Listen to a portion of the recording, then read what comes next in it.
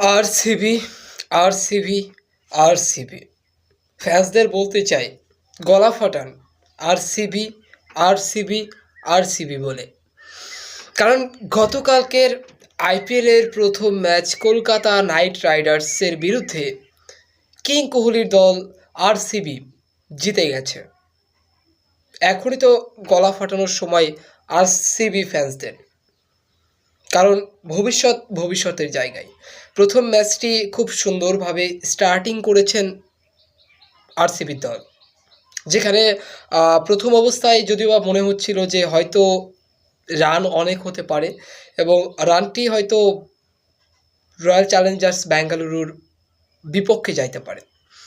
কিন্তু একটা সময় এসেছে যখন মনে হয়েছে যে আরসিবির মধ্যে কিছু একটা রয়েছে বস। আরসিবি কিছু একটা করতে চলেছে। যেখানে বিরাট কোহলি রয়েছে সেখানে তো দলের ভয় থাকতে পারে না, রজত পাটিদারের ভয় থাকতে পারে না। বলিং লাইন আপের কথা বলতে গেলে দারুণ বলিং লাইন আপ ছিল, দারুণ বলিং করেছেন আরসিবির দল।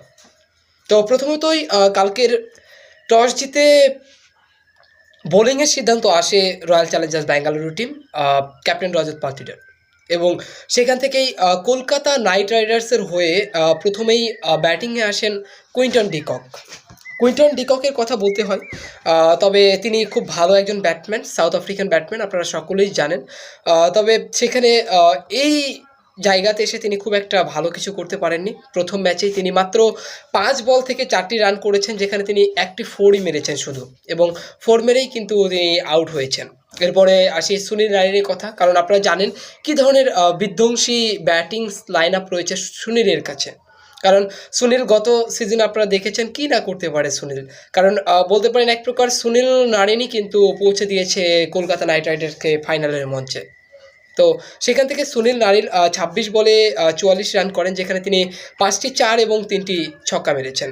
এবং এরপরে Ajinkya Rahane, captain leading from front যাকে বলা হয় আর কি, তিনি কিন্তু খুব ভালো একটা ইনিংস খেলেছেন। 4-4 মারার চেষ্টা করেছেন। 31 বলে 56 রানের একটি ইনিংস খেলেন, যেখানে 6টি 4 মেরেছেন এবং 4টি ছক্কা মেরেছেন। এবং ভেঙ্কটেশ আয়ার খুব দামি একজন কিন্তু প্লেয়ার বলতে পারেন, যদিও বা দামি প্লেয়ার হিসেবে তার পারফরমেন্স একদমই বাজে ছিল। 7 বলে 6টি রান করেছেন, যেখানে তিনি শুধুমাত্র একটি 4ই মেরেছেন।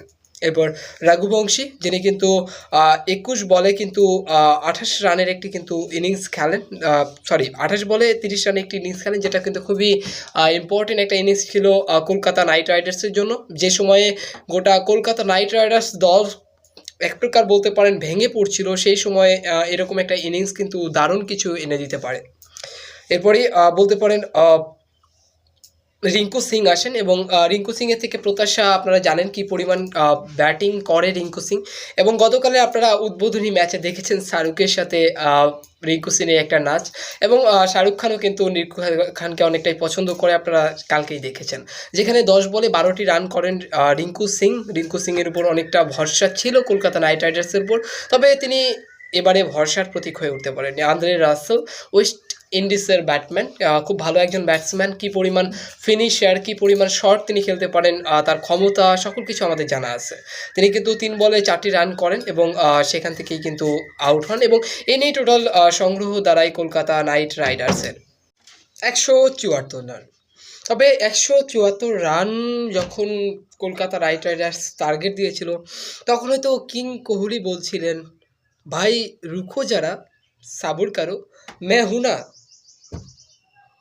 এরকম যেন কিং কোহলি বলছিলেন। এবং ঠিক তাই কিং কোহলি এবং ফিল সল্ট, ইংল্যান্ডের ব্যাটসম্যান, দুজনেই ওপেনিংয়ে আসেন এবং দারুণ একটা শুরু এক প্রকার বলতে পারেন আরসিবিকে দেন, যেই শুরুটাতেই কিন্তু আরসিবি জিতে গেছে। ফিল সল্ট 31 বলে 56 রান করেন, যেখানে তিনি 9টি 4 এবং 2টি ছক্কা হাঁকিয়েছেন। তো অনেক কিছু এসে যায় এই ইনিংসটাতে তার, কারণ এই ইনিংসটা বলতে পারেন একটা ম্যাচ জেতানো ইনিংস ছিল, এবং এই ইনিংসটাতে বলতে পারেন অনেকটা এগিয়ে গিয়েছিল রয়্যাল চ্যালেঞ্জার্স বেঙ্গালুরু। বিরাট কোহলি প্রশংসা করতেই হয় ভাই, বিরাট কোহলির জন্য একটা তালি আপনাকে মারতেই হবে।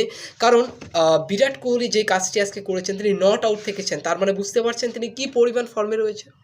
তিনি নট আউট থেকে 59 রান করেছেন 36টি বল থেকে, যেখানে তিনি 4টি 4 এবং 3টি ছক্কা হাঁকিয়েছেন। দেবদূত পাটিকল, যিনি কিন্তু 10 বলে 10টি রান করেছেন, যেখানে তিনি মাত্র একটি 4 মেরেছেন। Rajat Patidar, captain leading from front যেটাকে বলা হয় আরকি, তিনি লাস্ট টাইম ফিনিশ দেওয়ার চেষ্টা করেছেন ম্যাচটিকে এবং he will be successful must, তিনি কিন্তু সাকসেসফুলও হয়েছেন। আ রজত পাটিদার 16 বলে 34 রানের একটি ইনিংস খেলেন, দুর্দান্ত একটি ইনিংস বলতে পারেন। যেখানে তিনি 5টি 4 মেরেছেন এবং 1টি ছক্কা মেরেছেন। দারুণ ইনিংস।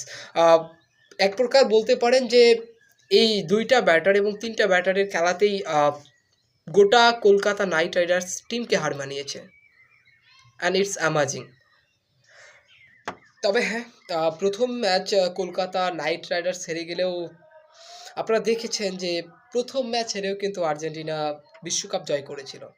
সো কলকাতা রাইডার্সকে ফেলে দেওয়া যাচ্ছে না। তবে আজকের বোলিং লাইনআপটা কলকাতা রাইডার্সের একটু দুর্বল মনে হয়েছে আমার এবং রয়্যাল চ্যালেঞ্জার ব্যাঙ্গালুরুর বোলিং লাইনআপের কথা বললে জস হ্যাজলেউড দারুণ কিন্তু দিয়েছেন। তারপরে কুনাল পান্ডিয়া দারুণ, মানে বোলিং এক কথায় অসাধারণ করেছে আরসিবি। যেখানে আমরা প্রত্যেকবার বোলিং লাইনআপেই কিন্তু আরসিবির দুর্বলতা খুঁজে পাই, কিন্তু এই সময়ে আরসিবির বোলিং লাইনআপটা আমার কাছে দুর্দান্ত মনে হয়েছে এবং কলকাতা নাইট রাইডার্স কম যায় না, অবশ্যই ভালো একটি টিম এবং পরবর্তীতে কলকাতা নাইট রাইডার্সের জন্য অবশ্যই শুভকামনা রইল, যাতে পরবর্তী ম্যাচগুলোতে তারা ভালো খেলতে পারে এবং কংগ্রাচুলেশন জানাতে চাই রয়্যাল চ্যালেঞ্জার্স ব্যাঙ্গালুরুকে তাদের একটি দুর্দান্ত জয়ের জন্য।